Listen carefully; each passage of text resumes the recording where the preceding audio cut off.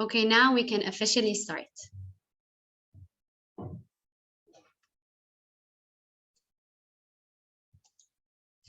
Good afternoon.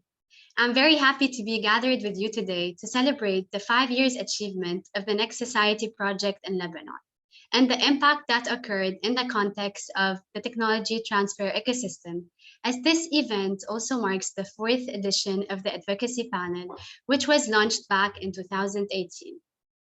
The Next Society project is a project funded by the EU and managed by Anima Investment Network, and its mission is to reinforce innovation ecosystems and empower economic development in the Mediterranean through supporting startups, clusters, TTOs, policymakers.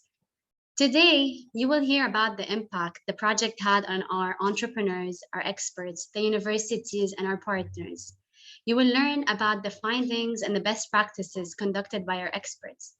You will also see how our researchers turned their research into successful projects and how our entrepreneurs access international markets. And finally, you will get the highlights of our activities. This project is very dear to my heart, and the continuous impact is what will make the Mediterranean develop further. So let's hear what's next with the coordinator of the Next Society project, Mr. Mathias Fillon. Hello, Tala. Hello, everyone. So I'm Mathias Fillon from Anima, which is a platform for economic cooperation between Europe, Middle East, and Africa. And as you said, Tala, we are leading the Next Society project since 2017. Thank you very much to Berytech team to let me open this 5th advocacy panel today.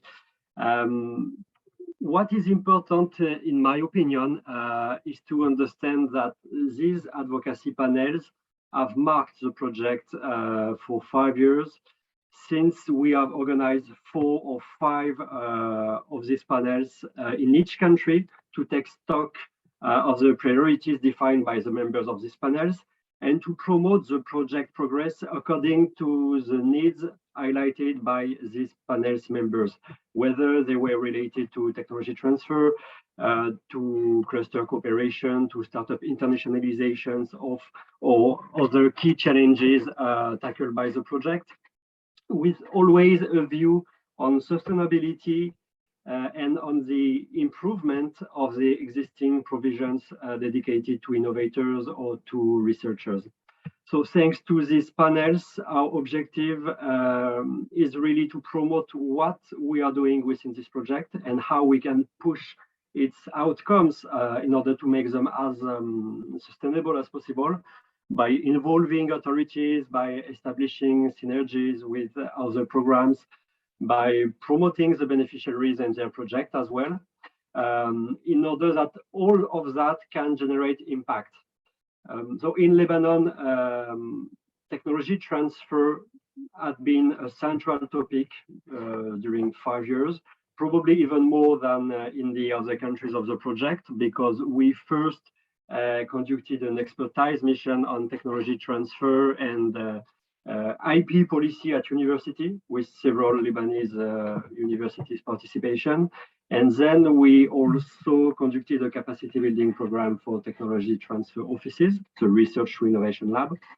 And I think it has been particularly effective here in Lebanon. So we're going to discuss all of this today. Maybe just this is the last advocacy panel today, because the project is nearing its end, just a few figures I wanted to share with you related to coming from the first impact monitoring system we have developed at Anima. We can say that after almost 5 years of implementing this project, we have directly contributed to create 142 jobs, and the startups the beneficiaries of the project raised more than 2 million euros. Another interesting figure is that 21 partnership deals were achieved by research-based entrepreneurs, either with industry or with investors.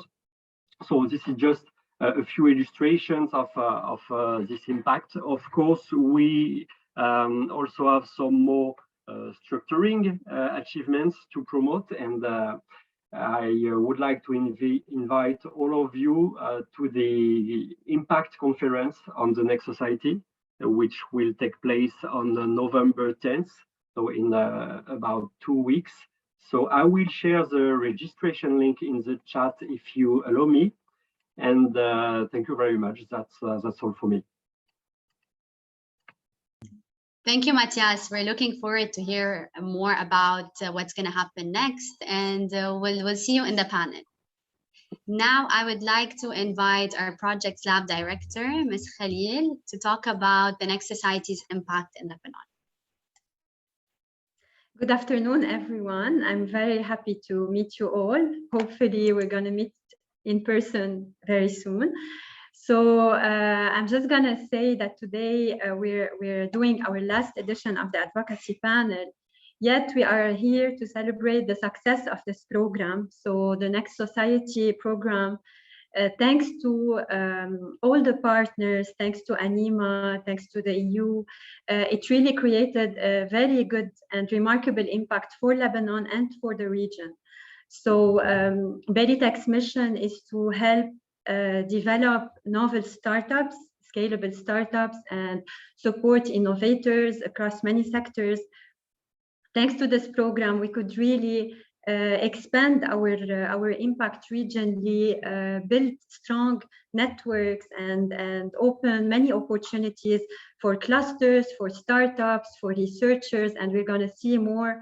We're going to hear more today from the beneficiaries and the outcome of all the activities that we organized for the past 5 years. So I'm very proud to be part of this program, of this network.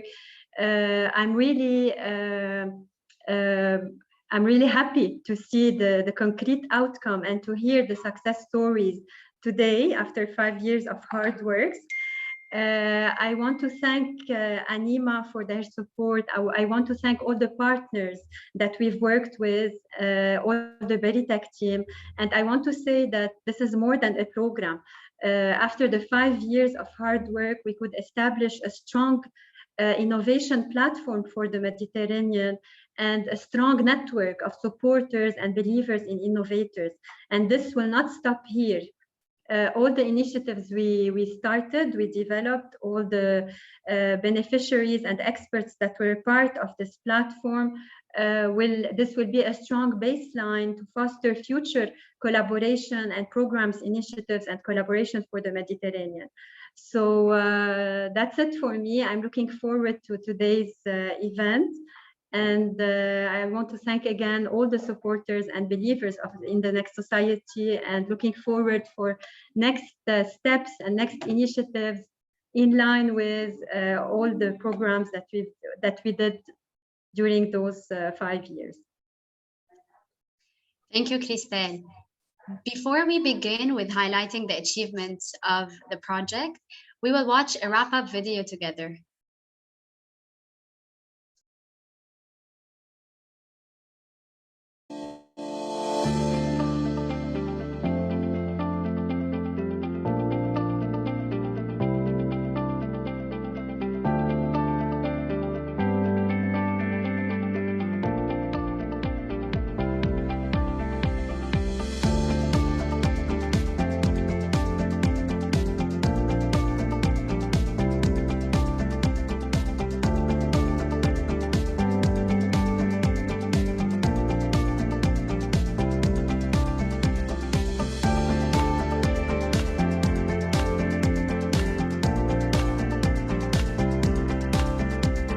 OCT analysis is a medical software that integrates into the OCT machine of a physician. We've started out as a research team in AUB. We found out about the Next Society and Berytech's plan, and through their intensive bootcamp, we learned the basics of finance, business, and pitching. We got really in touch with multiple investors, multiple business partners, and experts in the field. This allowed us to really do this transfer from starting out as a just purely research project to thinking beyond as a startup? The program was very interesting. It allowed us to establish a TTO unit at the Lebanese University. This TTO unit will allow all our outstanding researchers to reach on a national and international level the industry world and to have their own patents. Berytech is a sustainable fiber made from abundant PET plastics to reinforce concrete at a lower cost with a higher durability. We joined the Innovation Factory Bootcamp, where we got exposed to several trainings. We also won the first prize of 4,000 euros that were spent on market experts that helped us improve the product and reach its final form. Today, Berytech fibers are ready to be patented in order to scale up and distribute all over the world. Food Cluster benefited from several activities under the Cluster Booster track of the Next Society. It took part in several events, such as the Tech Day series, the Cluster European benchmarking visit, and several workshops on cluster development. Most importantly, Food Cluster benefited from the cluster mentoring program for 2 years. These activities impacted the cluster in many ways, in terms of building international linkages and inter-cluster collaboration, supporting code and recruiting consultants who impacted the cluster on a strategy and the management level, providing the cluster with mentors that became our #1 supporters. Seagreen solves one of the most dangerous waste for both our environment and our health, the sludge, which is the solid part of the treated wastewater.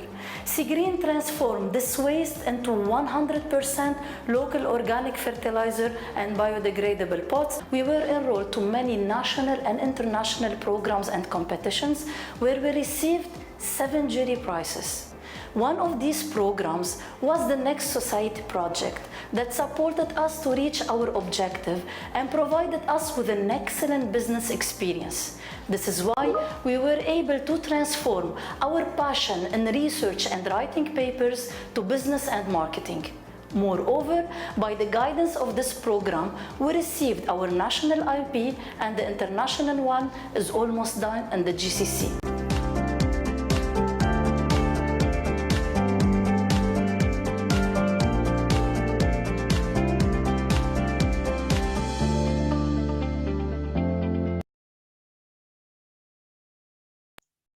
I would like to invite again Ms. Khalil, who will conduct a fireside chat with Dr. Mohab Anis to highlight the technology transfer ecosystem in Lebanon and the work that has been done.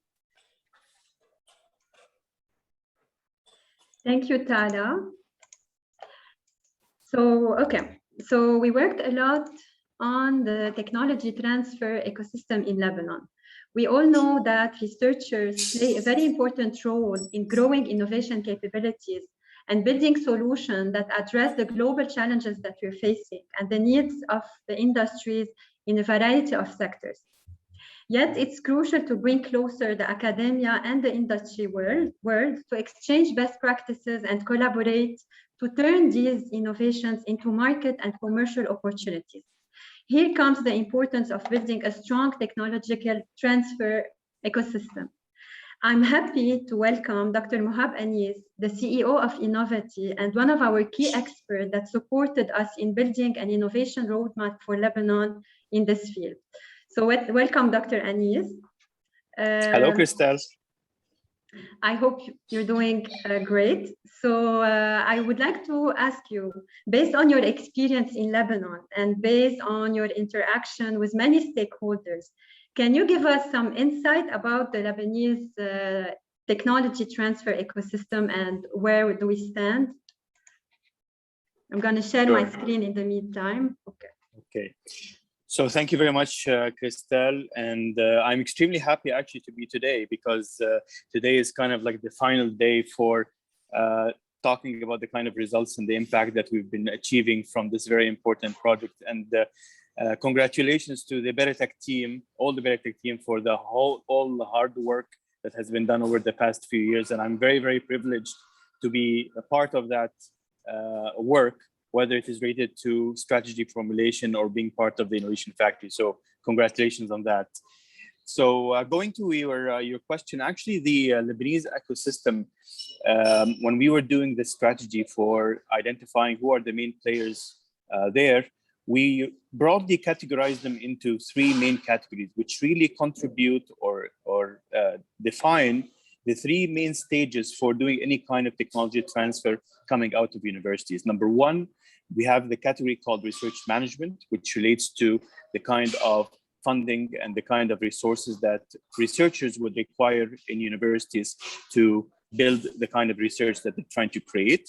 Number two, we have the category about innovation toolboxes, where we support researchers to understand the importance of their research, how new it is, can I protect it, what kind of intellectual property policies can I apply to it. And finally, we have the component which relates to the innovation commercialization, which are the kind of support schemes that allow researchers to either sell or license their technologies to the outside world, or even spin off their own startups. So there are a lot of entities in Lebanon that we looked into playing real roles within those three main categories. So for example, you would find the CNRS, which is responsible for supporting researchers in different universities, playing a big role related to funding resources. You would find, for example, Berytech Fab Lab as playing an important role in providing support related to infrastructure and facilities. You would also find cluster schemes such as COOT, for example, which helps creating connections between different researchers from different universities so that they can work together on a common practice or common theme of research. On the other hand, you would also find a lot of entities who are working in terms of support schemes related to what we call the innovation toolbox.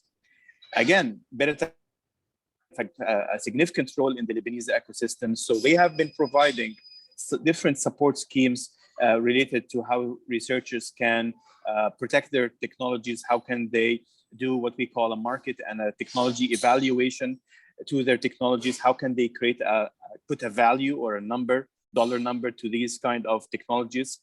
And finally, from the commercialization part, again, there are different entities that have been supporting spin-offs, particularly research-based spin-offs, to actually graduate from universities. And we have found a number of accelerators that are within these universities or actually outside the universities itself. So in conclusion, these are the three main categories of players that we found the Lebanese ecosystem comprised of: the research management category, the innovation toolboxes category, and finally the innovation commercialization category. Thank you, Dr. Anis. You have actually developed a roadmap, but it was very concrete, including 29 recommendations for Lebanon, tailored for Lebanon.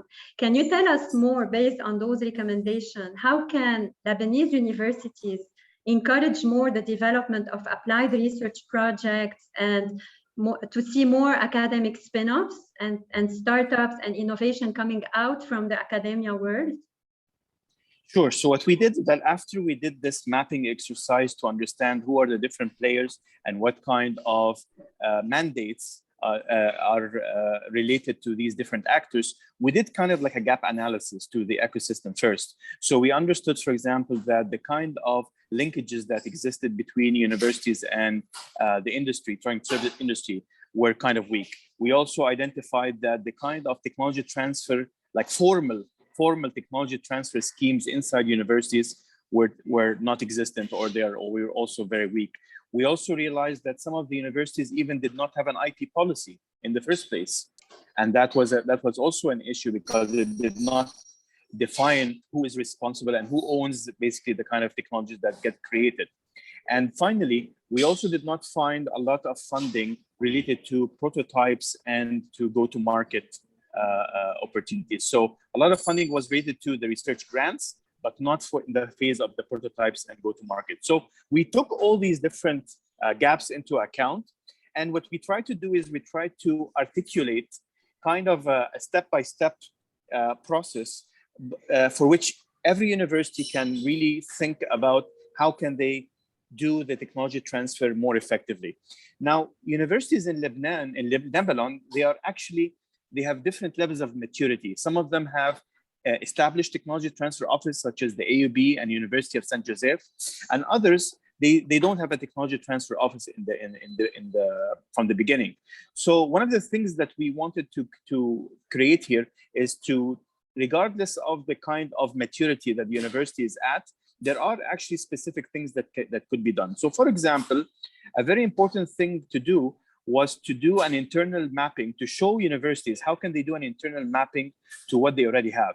What kind of research are they focusing on? And what are they really good at? What kind of projects have been implemented, and what kind of projects, again, that create the highest, can have highest potential in terms of economic return? What kind of research that is conducted by researchers and can act as a basis for economic applications in the market.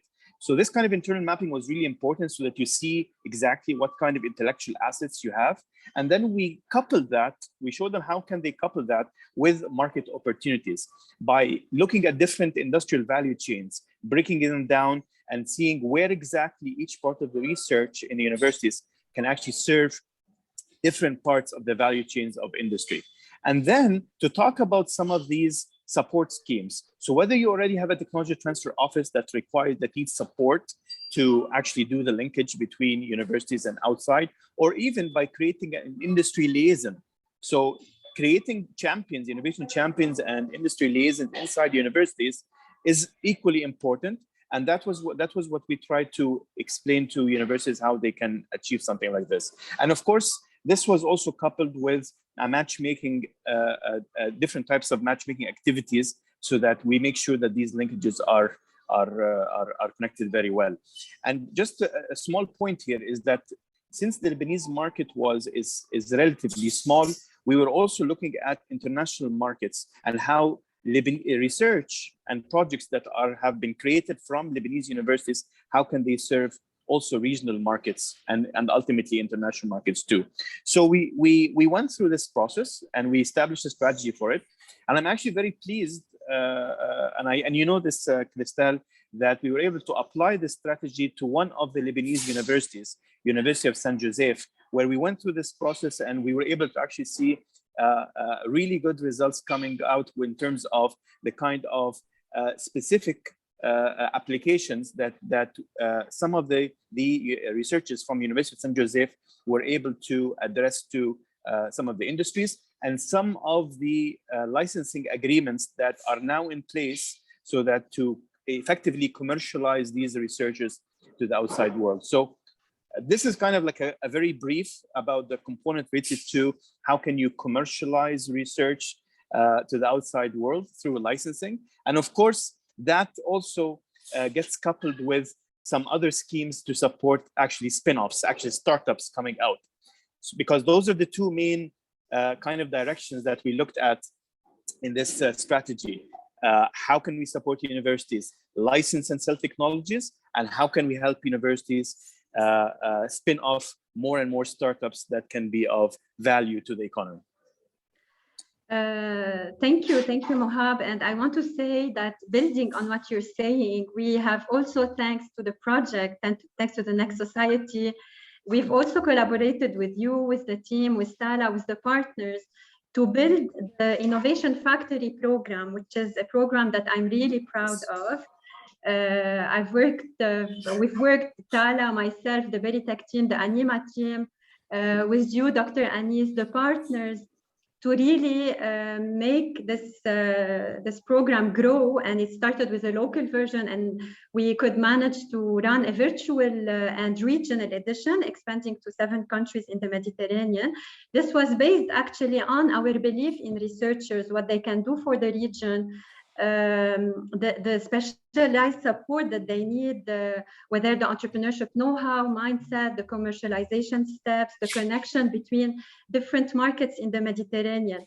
So we're very proud of this program and all the researchers we could meet and support, and the result, we're going to hear more about it later. My last question would be, based on what's happening in the region, based on the COVID context, the economic situation, especially in Lebanon, and based on what you were saying, that Lebanese researchers can address external opportunities and Mediterranean opportunities. Can you give us a final highlight about the key trends and the key opportunities that they can look at to really tailor their research and bring them closer to our current context and explore innovation and commercial opportunities? Sure, Crystal. But let me just say first that this Innovation Factory was such a wonderful program. And what's wonderful about it is that a lot of researchers that they come strictly from a technology background. They get very intimidated with the fact of establishing their own business. They get very intimidated about, I don't know about management. Oh my God, what am I going to do?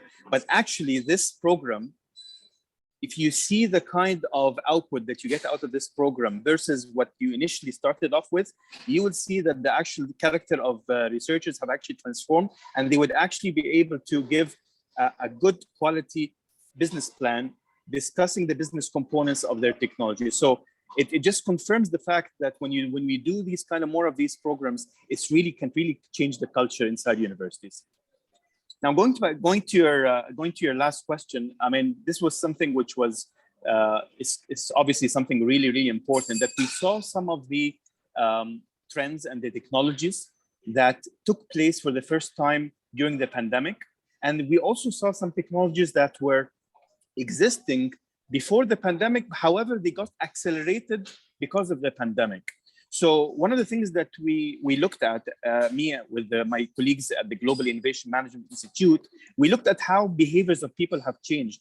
And from these behaviors, this can give some researchers some really good insights about certain directions where they can start looking at their research and focusing on it. So for example, things like virtual and digital solutions, that's a no-brainer. And this has been accelerated significantly because of the pandemic. So all the different kind of solutions and different applications related to digital, this has becoming going up significantly. And looking at virtual versions of different activities, this is also a big component there. So virtual reality, augmented reality applications.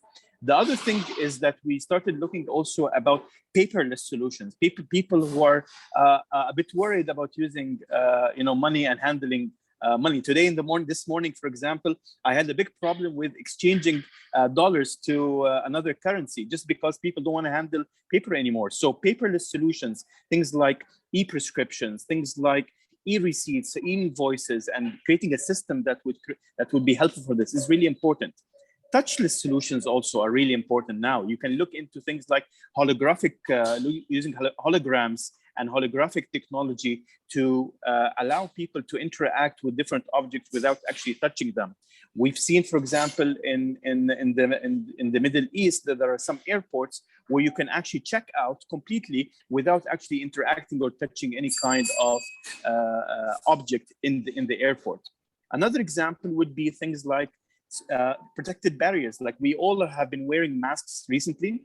And of course, there could be a lot of innovations that can be put into these masks by researchers, but also researchers can start working on things like new materials, for example, that you can start coating different objects in order to reduce the lifetime of the virus, as an example. So it can really span areas such as materials, digital solutions and technologies, all types of technologies that can actually support this kind of change in behavior that we have been seeing people in. And I highly suggest and invite my fellow researchers to actually go in and to see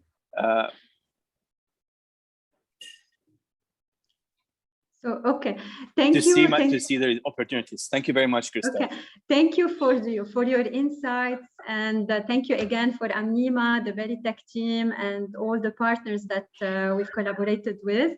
Back to you, Tala. Thank you, Crisel. Thank you, Mohab, as well. And building on what you've earlier said regarding the Innovation Factory program, I would like to invite one of the startups who actually won and benefited from also the incubation phase of the Innovation Factory program, and has also benefited from the access to international market opportunities. Let's all welcome the co-founder of OCT Analysis, Jad Assaf. Jad, we would like to hear your story. We would like to learn more about OCT analysis and the impact that the Next Society project held on your on OCT analysis. Go ahead. Hi everyone. Hi Tala. I hope you're doing well. So I'm Jad. I'm a medical student and researcher at the American University of Beirut. Our startup, as seen on the screen, is called OCT Analysis. So OCT is short for optical coherence tomography, which is actually the eye scanning machine at the eye doctor, at the ophthalmologist. And this is a relatively recent and new technology in ophthalmology. So the concept of our startup is basically, it's a medical software that integrates into the OCT machine, as seen here, and it automatically reads and assesses eye scans using artificial intelligence. We're starting out with certain diseases that we're digitizing with the goal of creating this holistic platform capable of automating some tasks and relieving some works of the physician. Using OCT analysis, patient assessment is ideally fast, objective, and fully automated, minimizing human bias and error. This will hopefully lay the foundation for future telemedicine in the field of ophthalmology. Basically, the project started out as purely research and academic work here in the hospital and in the university. The team then realized that this project can be used by any physician around the world with a further development. So we decided to initiate it as a startup.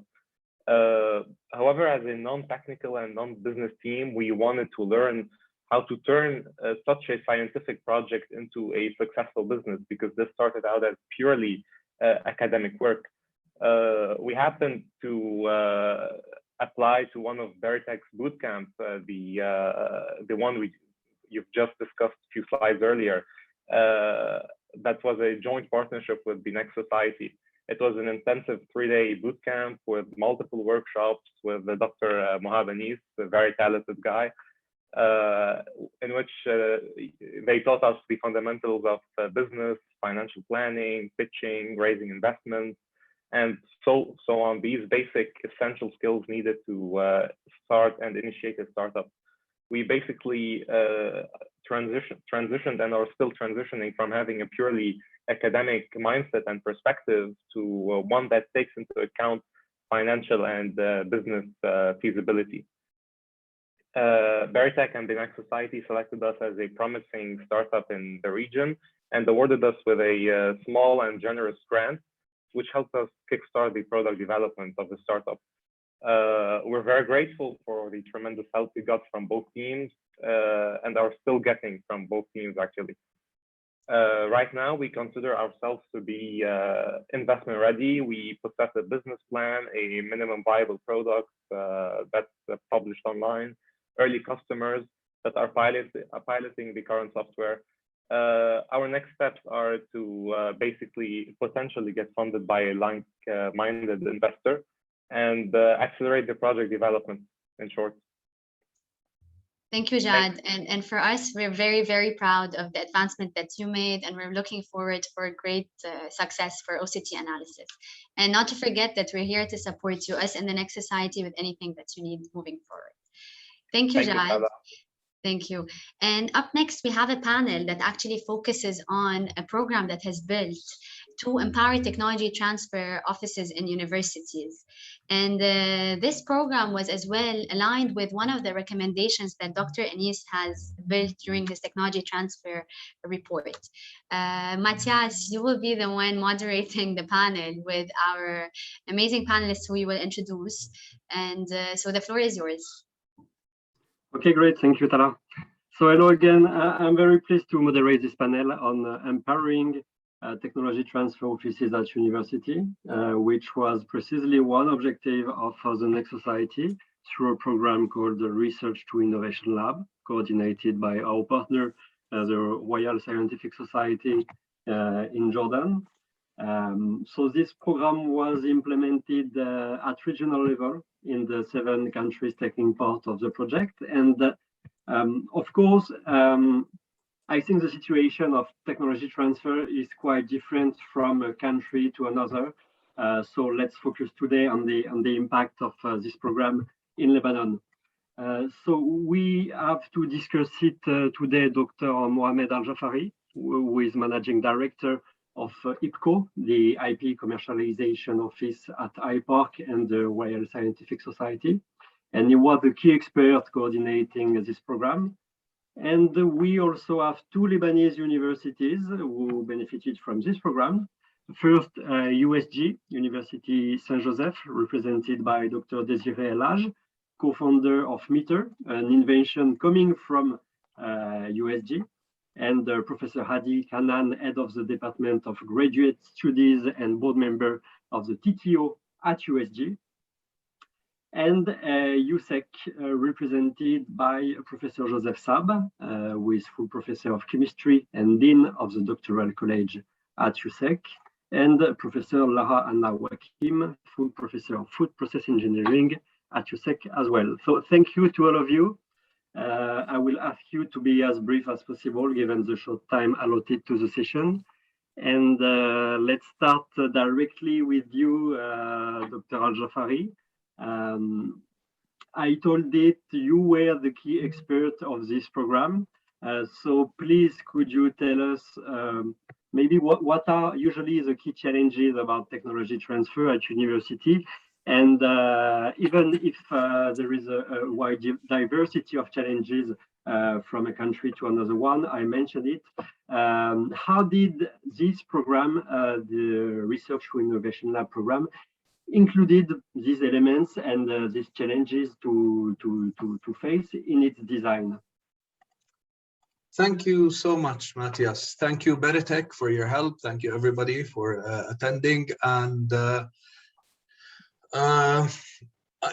it's difficult to say that there are barriers or impediments to technology transfer. Technology transfer is not an efficient process in all cases, in the best scenarios, in the best universities, in the most active knowledge economies. Technology transfer is not an efficient process. Researchers will, by the nature of their work, create new intellectual property, even if they don't mean to. And the percentage of this new intellectual property that reaches society one way or the other, either by a new drug or a startup or wealth or better environment, is a very small percentage. So this process is inefficient in its very nature. And this is the $100 billion question worldwide. How do we make this process more efficient? To be honest, there's a million ways to discuss this. But if we start the discussion by saying, what are the barriers or what are the problems in Lebanon or regionally? This reminds me of the movie, which I really like. It's called The Martian, if you remember it. And The Martian is about somebody who got stuck on Mars and they need to grow food. So what's missing from Mars to grow food? Everything. Okay, so they don't have soil, no minerals, no water, no topsoil, no nutrients, no seeds. They have practically nothing to start with. Okay, and when the problem becomes this complicated and the deficiencies become this severe, then trying to identify different gaps and looking at models, it's no longer a fruitful way of moving forward. So maybe what was the first step for you in the context of the Research to Innovation Lab? Yeah, what we wanted to do, and this is a very good question, was we decided, listen, let's look at what we have. We have very good universities across the region producing excellent research that is published everywhere. Okay, so we have a lot of good impact journals. We have a lot of research that is published. We have a lot of active researchers. We can complain about funding. We can complain. But to be honest, this is no longer the question. We don't have an absorptive industry. So if we're going to create a value chain based on the innovations that result from this university body, from this academic research body, we need to find somehow to bridge all of the gaps all together. And in order to do so, we said, okay, we need two things, two steps, very simple. Step number one, the universities have to be able to identify and catalog their innovation outputs. They don't need to spin out, they don't need to, patenting activity will catch up. We will help with the policies. We actually reviewed the 3 or 4, maybe even more IP policies. But let's start with the universities gaining the ability to identify internal innovation. That's step one. Once you can tell that, yes, this is a good research output that I'm excited about, this means that the Technology Transfer Office exists and is internally networked within the institution in such a way that it funnels all of the research outputs through it. And for the university's Technology Transfer Office to build an internal network, this is not a trivial matter. This means that the university took a step forward. So that's step number one, identifying internally generated innovation. Step number two, mobilizing this innovation towards potential industry, preferably industry, but maybe academic or civil society partnerships across borders. And for that, we use the direct technology transfer, brokerage. We actually hired the European company to do this. And we found that this is actually, when you have the right partners, when you have the right network, it's a very cost-effective way to do it. So if you have a body of innovations, a catalog of intellectual property, if you've managed to build your intellectual property reserve in the right way, then you can put this together and push it as a shameless technology push towards industry. And this actually worked. It worked very well. We've been able to show that a lot of regional universities have been able to have productive meetings with some global industry players based on abstract technology, patent applications. Okay, not startup activity, not technology, just straight up technology transfer licensing. And this way, we showed that regional innovation exists and has intrinsic value and can be mobilized internationally. When we implemented the program, all of the universities that participated in the program took at least one step forward. If they didn't have a technology transfer office, they had the technology transfer office. If they didn't have an IP policy, they made an IP policy. If the IP policy was deficient, it was improved. If they didn't have a catalog, they made a catalog. Dr. Al-Jafari, that's very clear for your 2 points. And maybe we will come back on the impact coming from this program just after the testimonies from 2 Lebanese universities which benefited from this program and which work with you. So that's why I would like to turn now to USEC representative, Dr. Joseph and Dr. Lara. Please, could you tell us briefly about the way you receive this support and what were your challenges at USEC? Did they were in line with what Dr. Jafari just mentioned regarding these 2 steps to work with on priority? And what was the support of the program about in your particular case? At the outset, thank you, Mr. Fillon, for giving me the stage, and I'd like also to thank everyone on this platform. Hopefully, we're gonna meet in person next time. So let me brief you about the benefits of such a program, and then we can discuss together the challenges that we faced during our journey. So based on the Next Society roadmap presented by Mohab just now, where I participated at the time, USEC as a comprehensive university strives in various institutional settings to increase the share of applied research, as suggested by the roadmap of generated by the Next Society some 1 or 2 years ago. So in this case, the aim with the aim of intensifying the university society, university industry, and also university technology transfer. So to be brief and to the point and in alignment with the M2I program's outcomes, USEC has worked on 3 paths. The first one is to identifying signature research access or topics. Actually, we gathered all data related to the research file to provide insights about factors shaping the development of institutional research capacity or research structure. Secondly, is to spreading awareness among faculty members on intellectual property as part of USAC's HCR seminars on intellectual property, IPR, and ownership, which have been delivered by Dr. Jafari within the frame of this program to our community. And finally, the third path is that the USAC Asher Center for Innovation and Entrepreneurship has initiated and developed the IP policy, which was approved by the University Council. So as said by Dr. Jafari, in creating such an IP policy, or in starting by IP policy awareness, USAC can serve not only its shareholders, but all its stakeholders with full use of potential synergies of staff, customers, suppliers, local communities, and society at large. I want to shed light before talking about the challenges. I'd like to shed light on another aspect of our participation, the TTO creation at USAC. This step was a part of the strategic planning of the USAC HCR in 2020 and is currently being looked at carefully at the level of our higher administration, which is a positive sign that the TTO implementation phase has begun.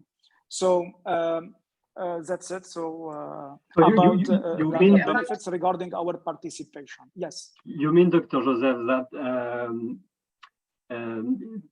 I mean, to which extent we can say that this process of support programs from the Next Society help you finalizing the TTO and make it efficient or effective?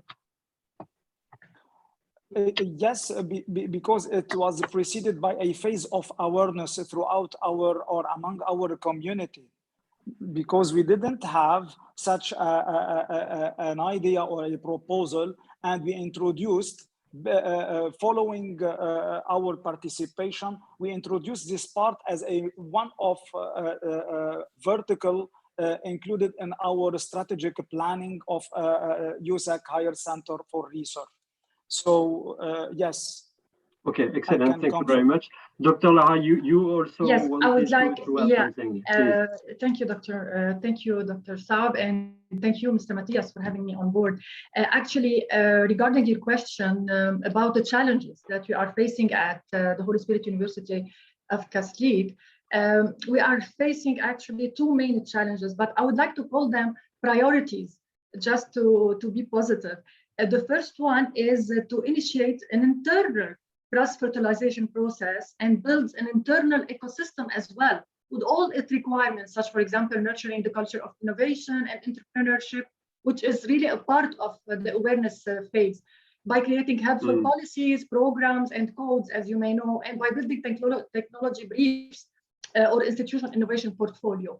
The second challenge or priority is the need to this, to link this internal ecosystem concept with this life cycle approach via the TTO, so that we can engage all USAC stakeholders in shared and sustained value creation that meet the social and the community needs. It's very important.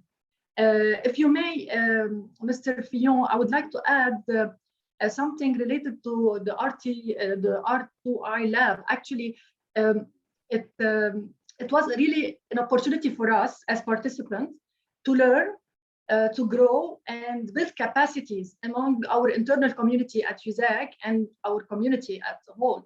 Allow me here just to thank Dr. Jafari for his devotion and passion showed throughout this program, really. This R2I program helped us actually first in screening. This is important, screening and exploring our potential research portfolio. Second, in better understanding the requirements of such ecosystem. And third, in spreading the awareness and creating supportive community. So what did really brings us and what allow us to develop? I will give you some concrete examples. First, for example, the metadata, very quickly, please. Yeah, the metadata research scheme called MRS, a new digital tool used at USAC, which reflects the researchers' ideas, portfolio. This MRS is already in run since 2020. Second, the code of ethics, which is its in final validation phase. Third, the IP policy, which was launched by the Asher Center of USAC, and which was updated and validated thanks to Dr. Jafari as well. And most importantly, the most important deliverable is that we fostered a dialogue, a culture, by increasing the awareness on IP rights and policies among faculty, administrative staff, student, PhD candidate also, which I strongly believe is the backbone to establishing a sustainable academia industry model. Thank you. Excellent. Thank you very much, Dr. Lara, for your testimony. I would like also to ask pretty the same question to St. Joseph University and to you, Professor Hadi Kanan, to hear about your testimony, because that's, by the way, very interesting to have two different universities, because as we said, we know that technology transfer challenges might be different from a country to another, but also, of course, to a university to another one, depending on the strategy, depending on the internal system already in place. So what were your challenges at St. Joseph University, and what was the support of the Research Innovation Lab about, and how it allows you to go to the next step? Okay, thank you, Matthias, for the introduction, and good afternoon for all my colleagues in the room. So, concerning the first question, I can think of two main challenges, okay, that we faced in UIJ. You know, UIJ has a long experience with research and innovation, but most of our researchers have been focusing more on fundamental research and publishable research to increase their visibility. You know, we all are aware of the famous quote, "Publish or perish."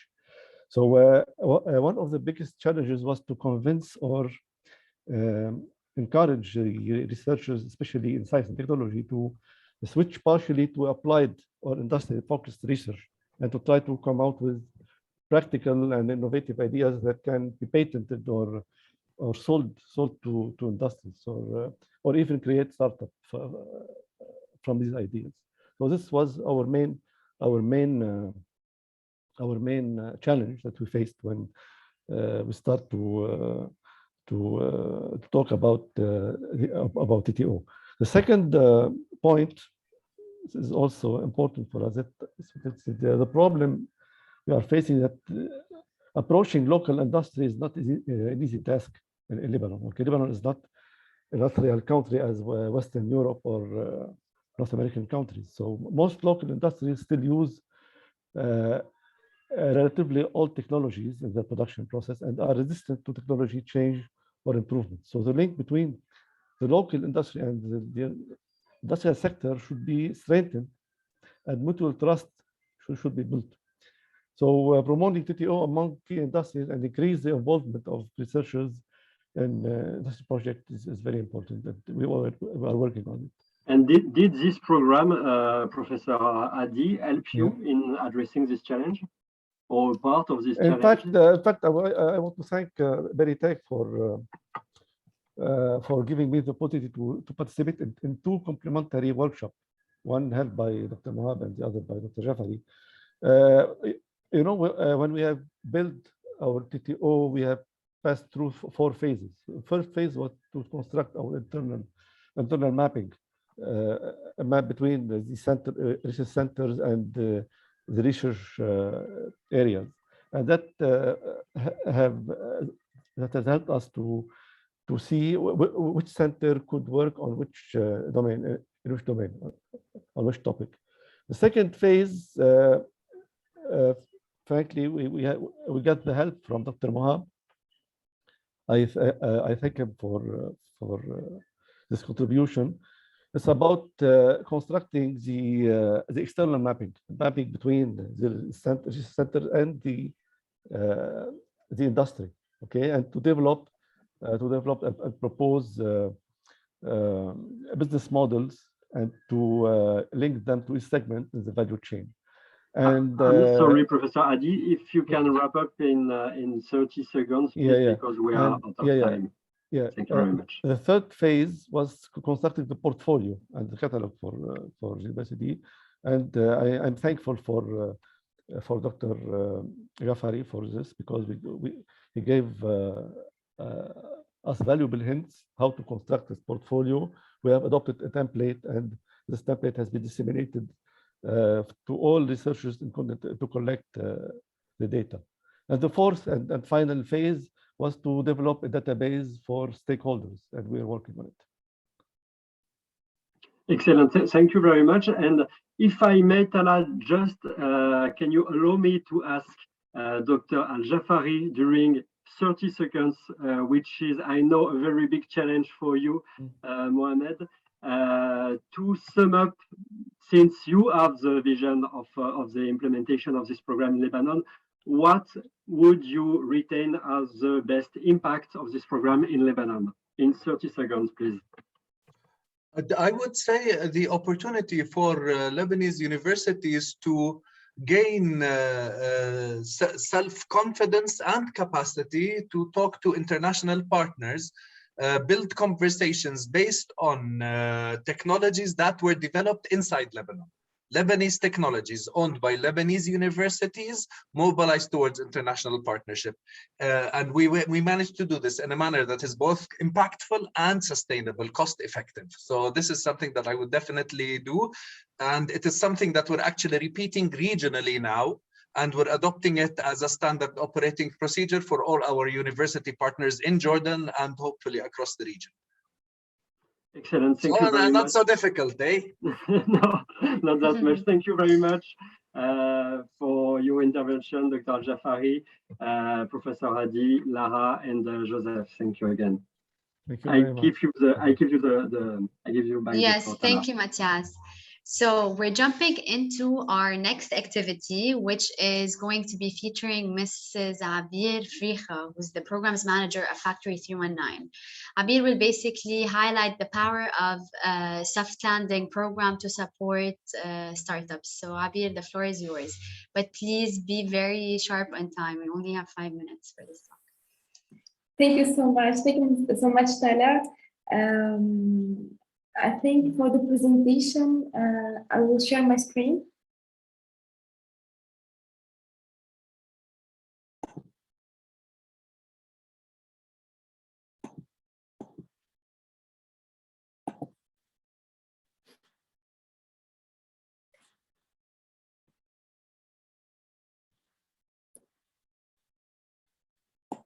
Can I have, please?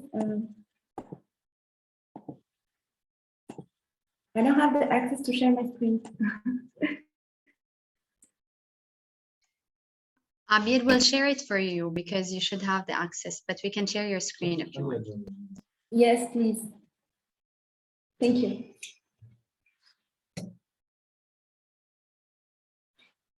Well, thank you for the invitation. It's a wonderful honor and pleasure to be here today and to discuss the ease of planning with you. We are so thankful for Berytech and the Next Society for the support they have provided for us during our collaboration with them. And as you know, the service is being presented as a prize to 3 selected projects in EdTech, SILA, in Health Tech, Nano Ebers, and OCT analysis. From the Innovation Factory program, which helps these entrepreneurs to open to the European market. And as Factory 319, we had the opportunity to assist these entrepreneurs in their international business development and to facilitate access to meetings with stakeholders in the countries of interest as a result of our partnership. So, who we are. Factory 319 is a startup studio based in Marseille. France and dedicated to the health tech industry and we have another affiliate intermediate 619. And since 2017, we have built ventures with a team dedicated to bringing its knowledge. We have really experienced team and we have supported a lot of entrepreneurs from Europe, Middle East and Africa. Until now, till today, we have supported 30 projects in 10 different countries in Europe, Africa, and Middle East. And our expertise and our network of collaborators and friends are really, very versatile. We work with partners, strategic partners in research and development, financial, public, and private. We work with them on growth, the growth marketing, the technology, with universities, clusters, and etc. And of course, the industrial property, and of course, the legal department for the obtaining the CE mark. So, as we all know, that the e-soft lending is a process to assist entrepreneurs in scale up in exploring the new ecosystem. And of course, soft lendings enable startups to travel to new nations and assist to have an assistant from a local player who will aid them as Factory 319 can help them in understanding market dynamics. So our goal in this program with Berytech is to facilitate the startup entry into the new markets, as well as learn the process of international expansion, gain a better understanding of the ecosystems and opportunities, identify potential partners and customers, test the value proposition in a new market as well. And what we really do with them is not generic, it's really, really specific. We try to take case by case all the startups. So what we do exactly with them is that we begin first by, it's a tailor-made program. So we begin first by the strategic retreat diagnostic. We examine each need individually in order to find the requirements for establishing our partner network. So we start first to prepare startups for new markets, where they must be mature enough to get these markets for the BNC and the business plan as well to acquire them on the market. And for our next steps, we try to strengthen the strategy score. So we begin, first of all, securing funds with them if they need, of course, investment and they need to raise funding. We assist them with the legal formation for the business entity, especially for the CE mark, the research and development, like for CE mark, like for nano EBRs and OCT analysis. They want to have access to the European market, as well as for the research and testing for SILA to test with the universities their platform, and of course the clinical studies in other cases.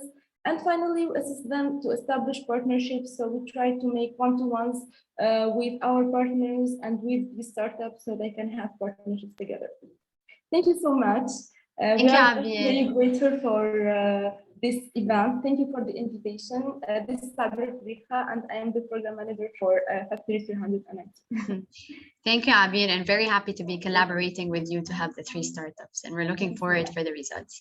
I would like to invite next Mr. André Dieb, who is the president and the general director of AFPI, who are basically conducting or preparing a report, an internationalization report to help ventures access international markets. Andre, you have 5 minutes to provide us with comparatives and give us a short introduction about the work that you'll be doing as AFPI as well.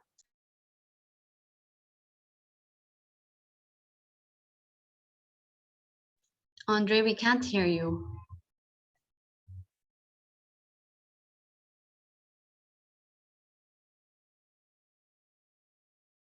We can't hear you.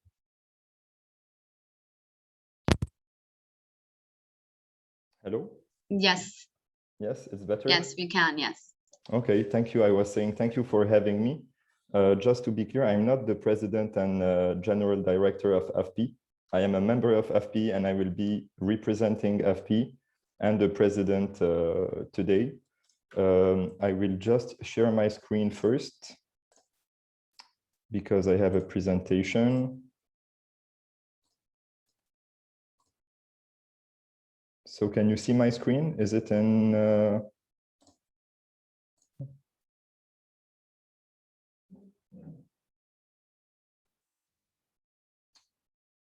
Like I was saying, AFPI, which I will present in a couple minutes, is the Association franco-libanaise des professionnels de l'informatique,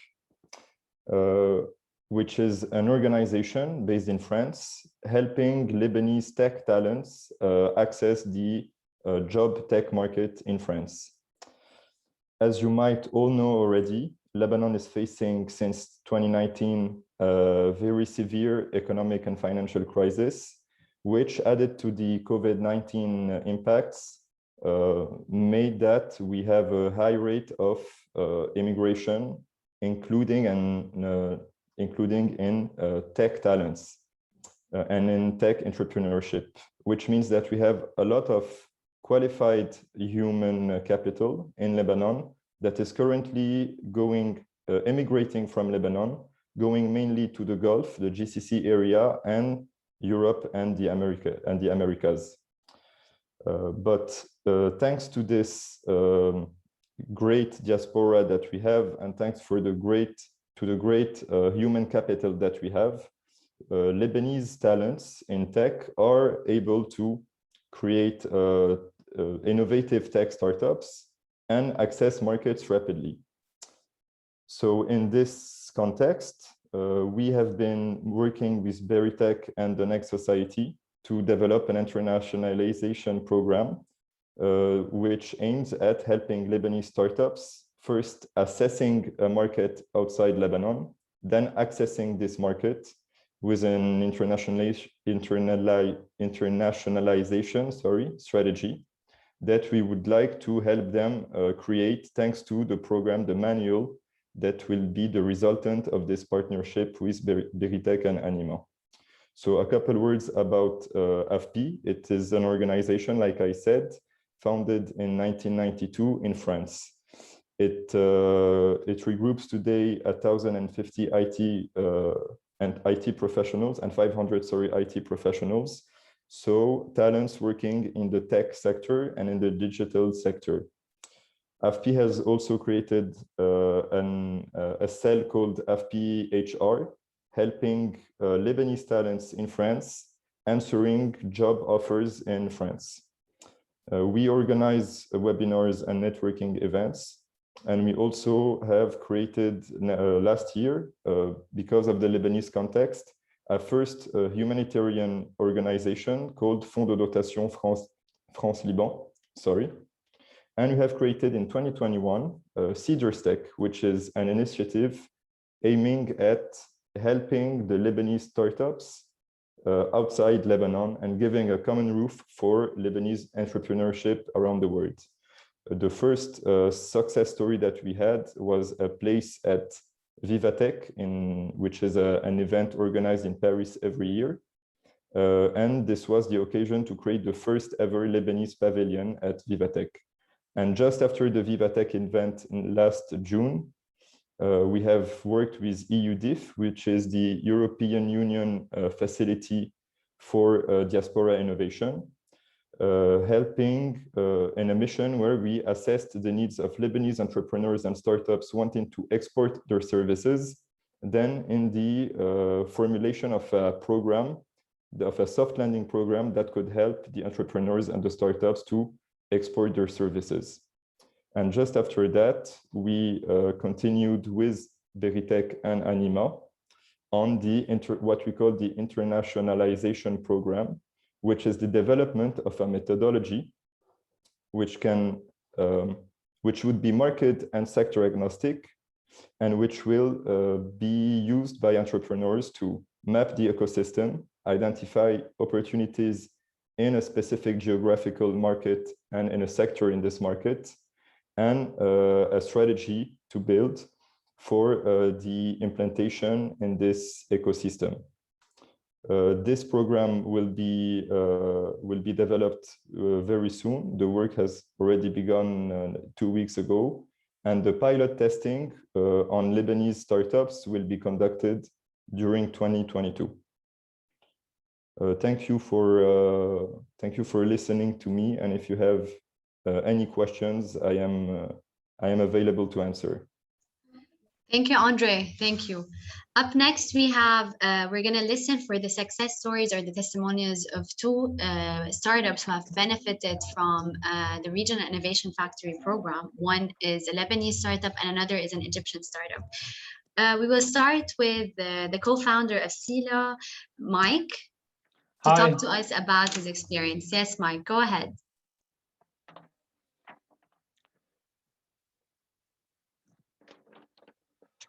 Hi, everyone. Thank you for being here. Have you heard of the cartoon Magic School Bus? It's a story about a teacher taking her students on an adventure on a magical bus. The bus travels through time and space to teach kids about science. It was my favorite educational show. Then, during COVID, I got bored from looking at people trapped in video boxes.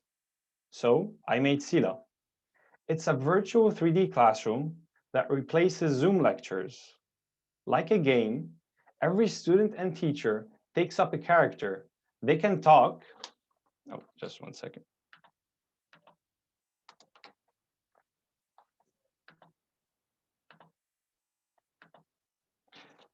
They can talk, write on boards, and go on magical field trips that the community will develop.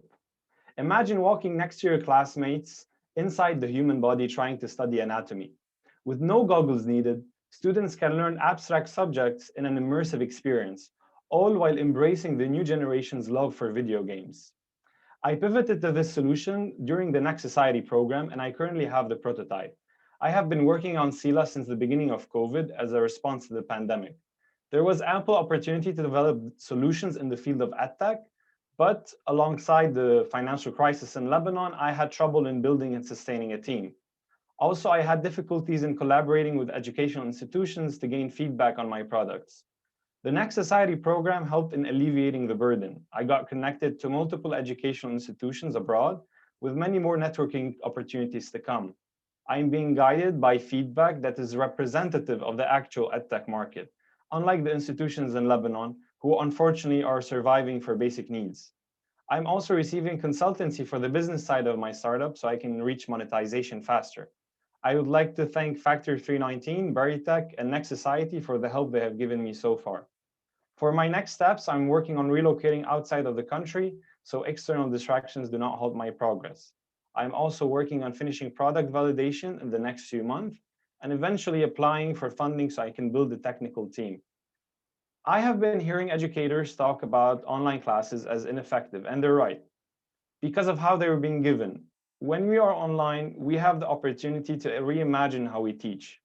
Instead of trying to mimic the physical classes, we should go far beyond that. I hope that Sila would be able to highlight the strength of the digital world and pave the way for a new era of teaching. Thank you. Thank you, Mike. Thank you. Last but not least, we have the co-founder of NanoEbers, Mr. Hassan Azazi, who's going to talk to us about the homeostatic sponges designed and optimized to instantly stop severe bleeding. Dr. Azazi, we're concluding with you. Thank you very much. Hi, Tala and Crystal and Joseph. Thank you very much for asking me to speak today. I will. Can I share my slides? Can you see my slides? Yes, now. Okay, very good. NanoEbers is a spin-off company from the American University in Cairo. It was established in 2016 and registered with the Ministry of Commerce in Egypt. It manufactures innovative, advanced wound care products. We have a strong IP portfolio and highly talented team of scientists and engineers. My name is Hassan Azazi. I'm the CEO of NanoEbers and also a co-founder. NanoEbers hemostatic sponges are prepared using innovative chemical formulation and manufacturing process, and also they use tools from nanotechnology. There are highly porous materials and they have maximum ability to absorb blood. They have excellent mechanical property, and also some of the sponges can be loaded with clotting agents to access or to accelerate blood clotting. This technology is currently patent pending, and we have submitted a provisional patent application to the USPTO. If you can see in the video here, you can see the difference between NanoEber's hemostatic sponges and other commercially available sponges. You can see their ability to absorb blood very quickly. We have a maximum blood absorption capacity of 60x the mass of the original sponge. You can see also the curve here that NanoEber's sponges will outperform commercial sponges in the market. We have done market analysis and we filed a US patent, a provisional patent, as I mentioned. We're now looking for completing our accredited toxicology studies, and then we will look for CE regulatory approval to enter the European market, together with subcontracting a toll manufacturing facility to produce our first batch of hemostatic sponges. NanoEbers has been very lucky to be affiliated with the Innovation Factory, and we have been selected to join the boot camp, which helped NanoEbers very much in developing a more sophisticated business plan, as well as understand our critical steps to market. We also have been lucky to receive financial award from Innovation Factory and of course the Next Society, and this money will help to offset the expenses of the accredited toxicological studies of our hemostatic sponges, which will be needed for obtaining the CE mark regulatory approval from the EU. We have been lucky also to be selected again to win a soft landing package, and we are now working with the Factory 319 in order to help to identify toll manufacturing in Europe, as well as help with the consulting agency to help us with the CE regulatory approval for the European Union. So the mission of NanoEbers is to develop innovative low-cost medical products to promote wound healing. We have the talent, the right mindset, and we strive to pave the way forward. This is my team. Dr. Wissam Sarhan is the Chief Technology Officer, Musa Said, COO, Abdullah Muhammad, one of the engineers, Chief Networking Officer, and Dennis Leth, Business Development. The sponges and the work of NanoEbers help to support several goals of the Sustainable Development Goals of the United Nations. At the end of my presentation, I would like to thank very much the Innovation Factory, ANIMA, as well as Factory 319, have been wonderful dealing with you, and really a great experience and a great benefit to NanoEbers. Thank you very much. Thank you, Doctor. Thank you so much. To conclude, and with the closure of the Next Society project, I would like to thank you for joining us today. Specifically, I would like to thank the EU, the ANIMA investment team, our regional partners, our innovators, our experts, and all the key stakeholders who took part in this project. Without you, it wouldn't have been a success. Let's keep on strengthening the network in the Mediterranean. And stay tuned for our next project updates. Thank you, everyone. Thank you so much, Bella. Thank you. Bye-bye.